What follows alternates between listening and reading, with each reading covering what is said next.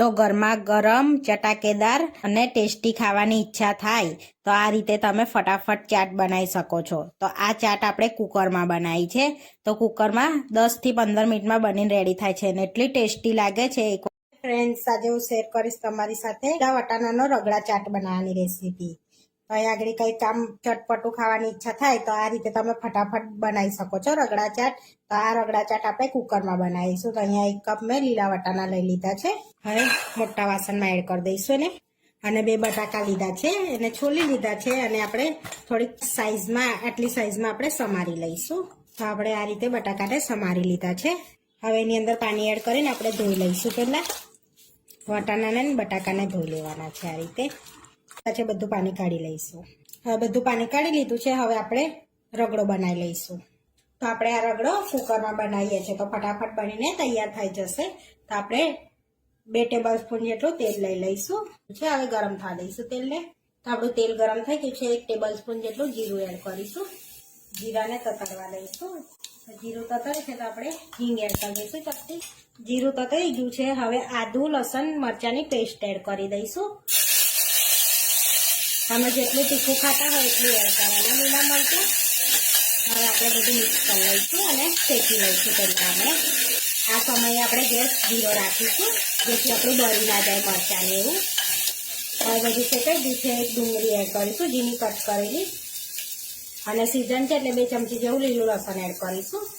હવે મિક્સ કરી લઈશું બધું આપણે એને પહેલાં અને શેકી લઈશું। 1 થી 2 મિનિટ સુધી આપણે એને શેકી લેવાનું છે।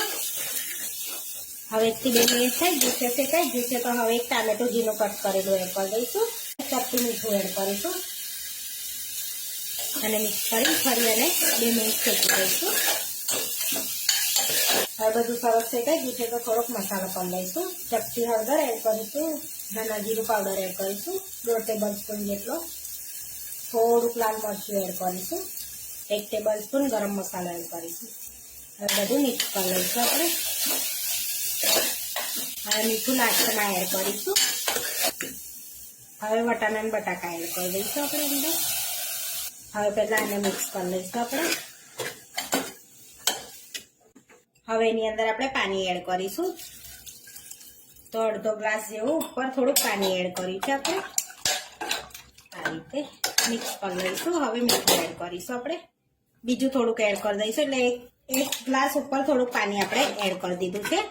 હવે એની અંદર આપણે સ્વાદ પ્રમાણે મીઠું એડ કરીશું। 1 ટેબલ સ્પૂન જેટલું મીઠું એડ કરીશું। હવે મિક્સ કરી દઈશું આપણે એને, અને ફાસ્ટ ગેસ કરીને એક ઉભરો આવવા દીધા પછી ઢાંકણ બંધ કરીશું કુકરનું। આપણે સરસ ઉભરો આવવા વર્ગ્યો છે। હવે કુકરને આપણે બંધ કરી દઈશું અને એકદમ ધીમા તાપે આપણે 3 વિસલ કરી લઈશું। તો ખોલીને જોઈ લઈશું આપણે। તો વટાણા પણ બફાઈ ગયા છે, બટાકા બી બફાઈ ગયા છે। પાવભાજીના મેસરથી આપણે થોડુંક મેશ કરી લઈશું આ રીતે, એટલે આપણો રગડો થોડોક ઠીક થશે। તો આપણે મેશ કરી લીધું છે આ રીતનું। તો આ રીતનું મેશ કરી લેવાનું છે। હવે 2 થી 3 મિનિટ માટે રગડાને આપણે ઉકાળી લઈશું। તો સરસ આમ થિકનેસ આવી જશે એમ, અને ઘટ્ટો થઈ જશે રસ આપણો।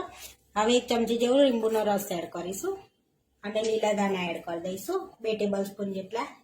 હવે મિક્સ કરી લઈશું આપણે એને સરસ, અને થોડોક રહીશું ઘટ્ટ થવા દઈશું। તો અહીંયા તમારે રસાને પાતળો રાખવો હોય તો પાતળો પણ રાખી શકાય છે। તો 4 થી 5 મિનિટ માટે આપણે ઉકાળી લઈશું સરસ એને। તો 3 થી 4 મિનિટ થઈ ગઈ છે, સરસ આપણો રગડો ઠીક થઈ ગયો છે આ રીતનો જોઈ શકો છો। તો હવે આપણે એને ગરમ ગરમ જ સર્વ કરવાનો। પાછું ગરમ ગરમ ખાવાની મજા પડી જાય છે, એટલે આપણે ગરમ ગરમ સર્વ કરી લઈશું। પ્લેટમાં આપણે રગડો લઈ લઈશું, ગ્રીન ચટણી એડ કરીશું એમ પર આપણે, ખજૂર આમલીની ચટણી એડ કરીશું। હવે ટામેટા એડ કરીશું આપણે, ઝીણા કટ કરેલા ડુંગળી એડ કરીશું, થોડા ધાણા એડ કરીશું, થોડું લસણ એડ કરીશું લીલું આપણે, ઝીણી સેવ એડ કરી દઈશું, ચપટી ચાટ મસાલો એડ કરીશું આપણે, જેથી ટેસ્ટ સારો આવશે। તો આપણે લીલા વટાણાની રગડા ચાટ બનીને રેડી થઈ ગઈ છે। આ વિડીયો જોવા માટે મારી ચેનલને સબસ્ક્રાઈબ કરો, લાઈક કરો અને શેર કરો, અને તમે જરૂરથી ટ્રાય કરો। ફરી મળીશું નવા વિડીયોમાં। કોમેન્ટ કરીને જરૂરથી જણાવજો કે તમને અમારી રેસીપી કેવી લાગી।